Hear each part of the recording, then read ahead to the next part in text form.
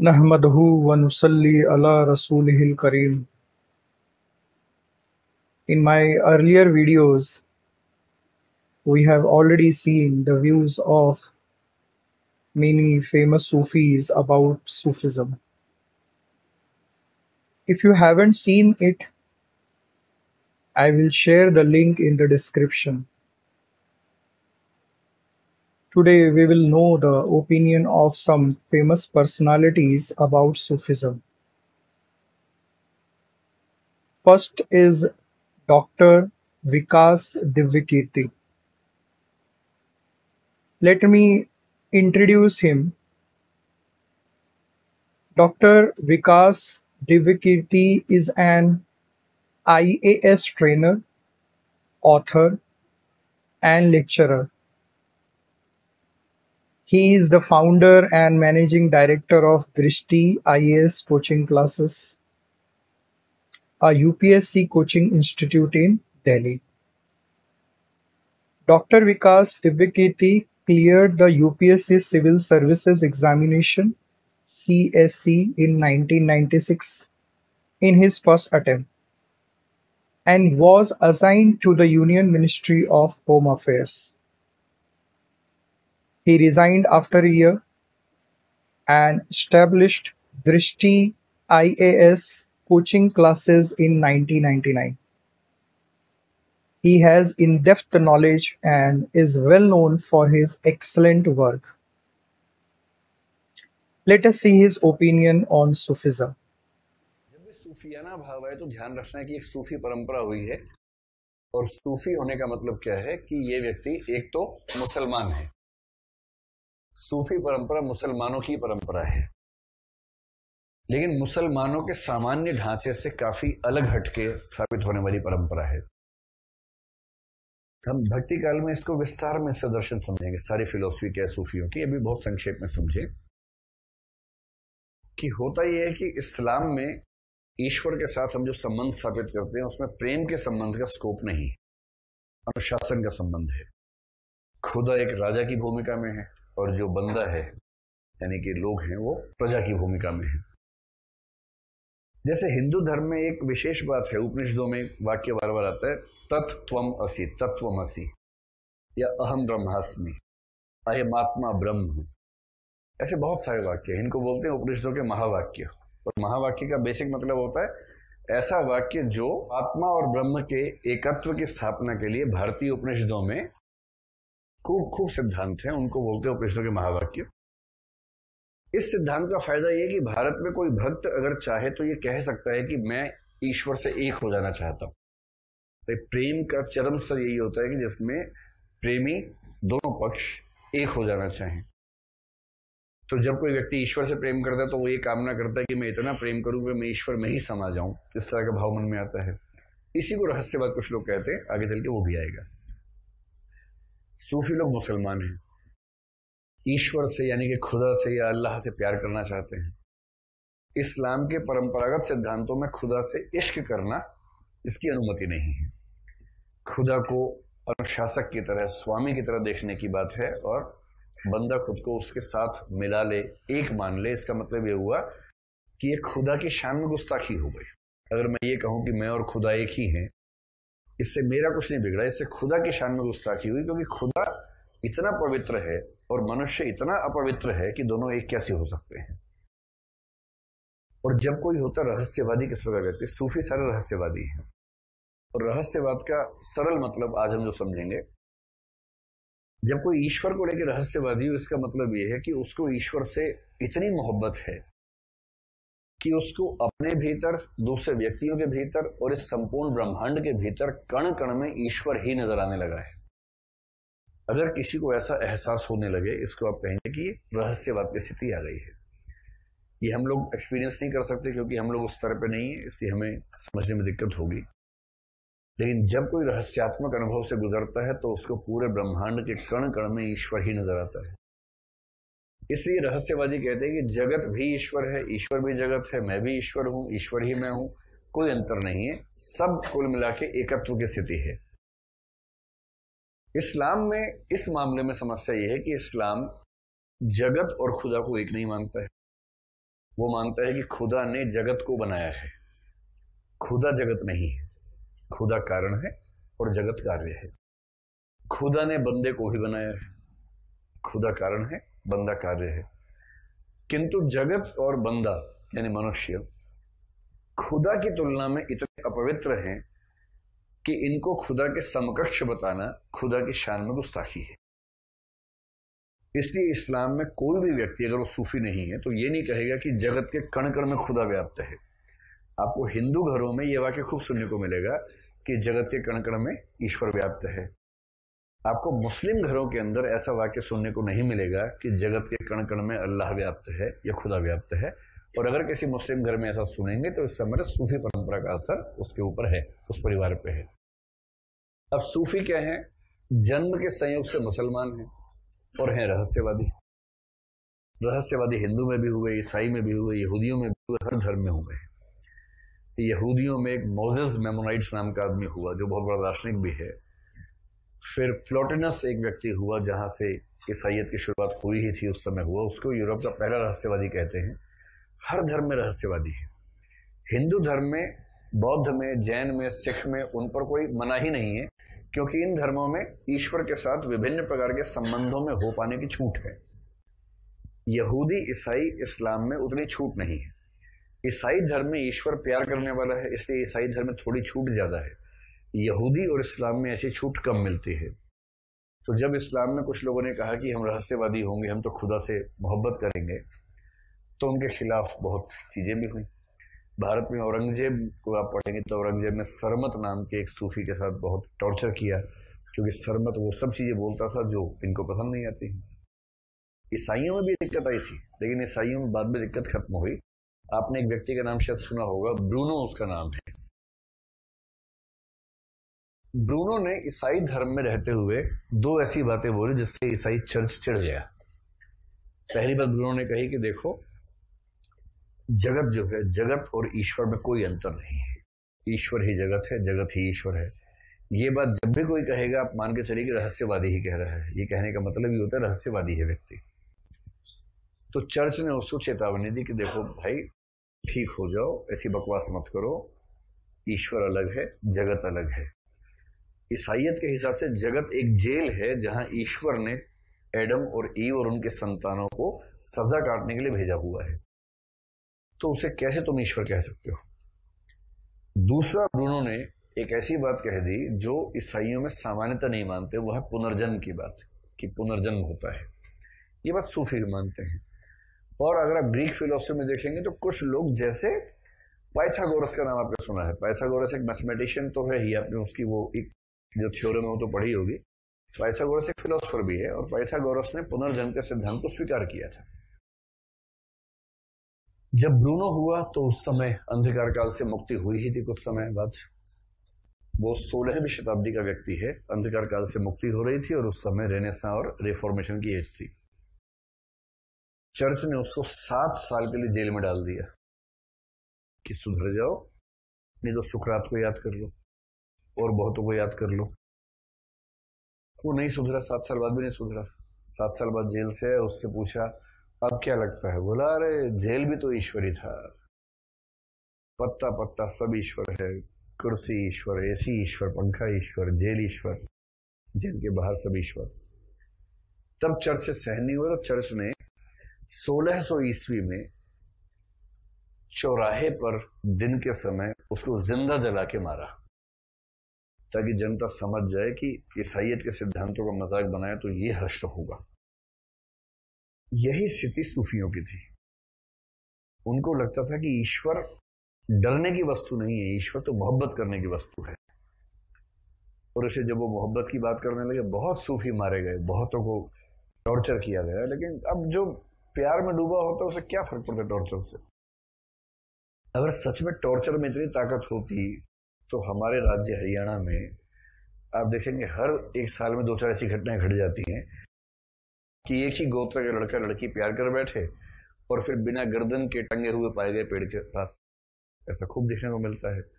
कुल्हाड़ी से गर्दन काटते हैं और उसके बाद टांग देते हैं बॉडी को पेड़ के पास, ताकि लोग देख लें कि ये हाल करेंगे तुम्हारा अगर इस रास्ते पर चले तो। अगर खौफ से कुछ हो जाता तो हर साल 2-4 घटनाएं क्यों होती? अगले साल फिर 4 घटनाएं हो जाती, फिर 4 हो जाती हैं, क्योंकि जो एक खास राह पे चल पड़ता है मोहब्बत की राह पे, उसको कंट्रोल करना बड़ा मुश्किल है। वो तो कफन बांध के निकला है, उसे क्या फर्क पड़ता है इन सब बातों से। सूफी लोग खुदा के इश्क में कफन बांध के निकले हैं, उनको फर्क नहीं पड़ता है। So just now we heard Dr. Vikas Divvikirti. Let me summarize it quickly. Sufi is Muslim but mystic by nature. God is present in every particle of the world. They love God and are ready to finish themselves for Him. The second opinion is of the current Prime Minister, Mr. Narendra Modi. Narendra Damodar Das Modi, born 17 September 1950, is an Indian politician serving as the 14th and current Prime Minister of India since 2014. Modi was the Chief Minister of Gujarat from 2001 to 2014 and is a Member of Parliament from Varanasi. He is a member of Bharatiya Janata Party (BJP) and the Rashtriya Swayamsevak Sangh (RSS), a right-wing Hindu nationalist paramilitary volunteer organization. In March 2016, India hosted its first ever World Sufi Forum. These lines are from the event. During the event, Prime Minister Modi praised Sufism as one of the greatest contributions of Islam to this world. According to him, Sufism reflected the universal human desire to go beyond the practice and precepts of religion for a deeper unity with the Almighty. In his view, Sufism is a celebration of diversity and pluralism, expressed in the words of Hazrat Nizamuddin Aulia that every people has its own path of truth, beliefs, and focus of reverence. In addition, he said, Sufism is the voice of peace, coexistence, compassion, and equality, a call to universal brotherhood. Then he said, Sufism blossomed in India's openness and pluralism. It engaged with her spiritual tradition and evolved its own Indian ethos. We must advance the message of Sufism that stands for the principle of Islam and the highest human values. During the event, Prime Minister Modi said, at a time when the dark shadow of violence are becoming longer, you are the Noor or the light of the hope. These were the thoughts of Prime Minister Narendra Modi. He had used so many words like peace, compassion, equality, light, highest human values, celebration of diversity, and pluralism for Sufism. Next famous personality is Chandra Mohan Jain, aka Osho. Rajneesh, also known as Acharya Rajneesh, Bhagwan Shri Rajneesh, and later as Osho. Osho was an Indian godman, mystique, and founder of Rajneesh movement. During his lifetime, he was viewed as a controversial new religious movement leader and mystic guru. He rejected institutional religions. Rajneesh emphasized the importance of free thought, meditation, mindfulness, love, celebration, courage, creativity, and humor, qualities that he viewed as being suppressed by adherents of static belief system, religious dogmas and traditions, and socialization. He visited this planet in between 11th December 1931 to 19 January 1990. Following extract is from his book Osho, the secret one. Sufism is not concerned with knowledge. Its whole concern is love, intense, passionate love. How to fall in the love with the whole, how to be in the tune with the whole, how to bridge the distance between the creation and the creator. The so-called organized religions of world teach a kind of duality, that the creator is separate from the creation, that the creator is higher than the creation. It has to be renounced. Sufis don't renounce, they rejoice. And that's what I am teaching you here, rejoice. My sannyas is a way of rejoicing, not a way of renunciation. I am not just teaching you about God. I am not interested in giving you knowledge about God. I am sharing my God with you. It is a sharing. I want to challenge your God, which is asleep inside you, to provoke it. And that is the work Sufis have been doing down the ages, provoking the potential into the actual. Another extract, which is from the book Osho Until You Die, number one. There are religions and religions, but Sufism is the religion, the very heart, the innermost core, the very soul. Sufism is not a part of Islam. Rather, on the contrary, Islam is part of Sufism. Sufism existed before Muhammad ever was born, and Sufism will exist when Muhammad is completely forgotten. Islams come and go, religions take from form and dissolve. Sufism abides, continues, because it is not a dogma. It is the very heart of being religious. You may not ever have heard of Sufism, and you may be a Sufi if you are a religious. Krishna is a Sufi and Christ too. Mahavir is a Sufi and Buddha too.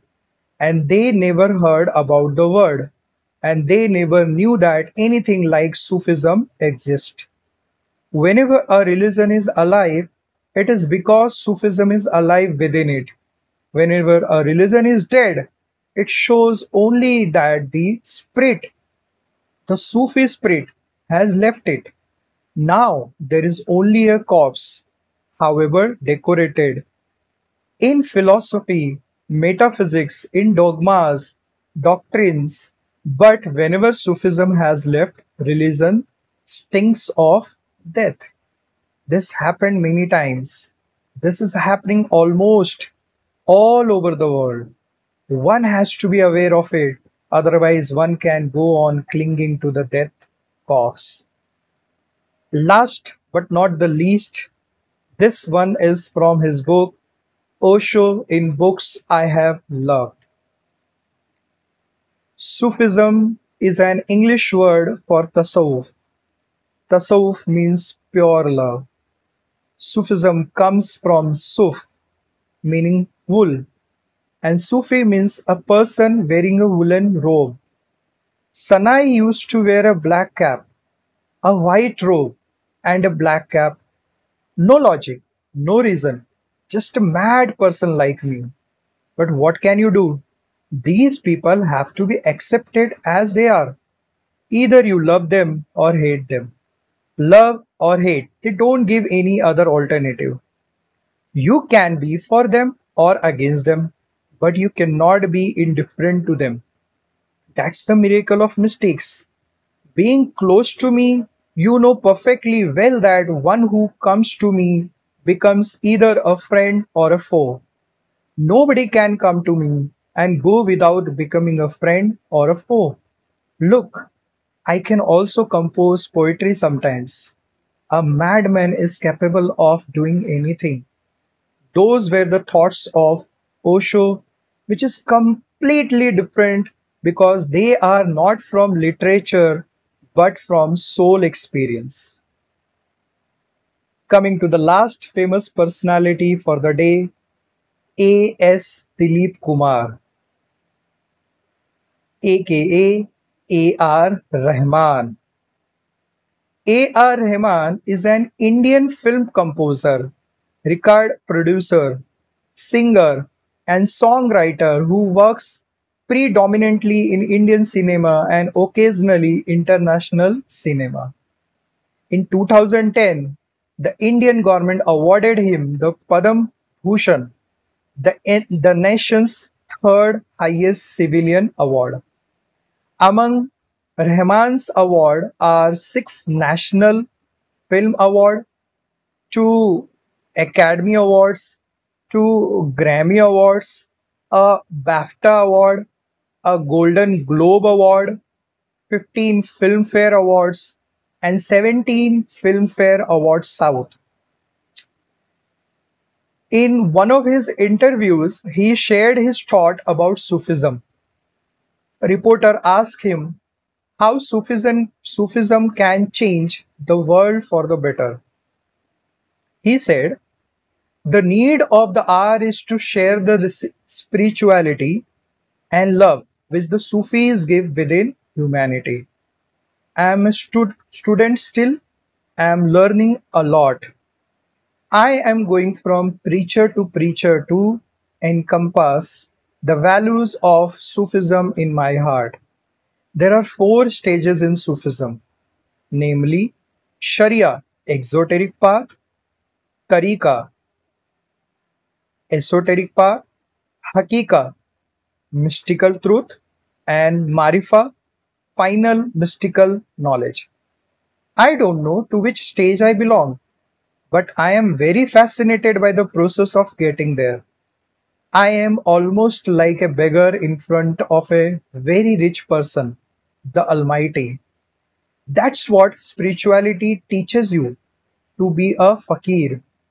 Ever since I embraced Sufism, I have learned to separate myself from my desires and my success. Friends, I have shared thoughts of A.R. Rahman. The question was how Sufism can change the world for the better. Such a meaningful explanation is given by A.R. Rahman. I assume that it will help all my viewers to understand Sufism in detail. I hope that the opinions of these personalities are very clear to everyone. Wama alayna illal balag.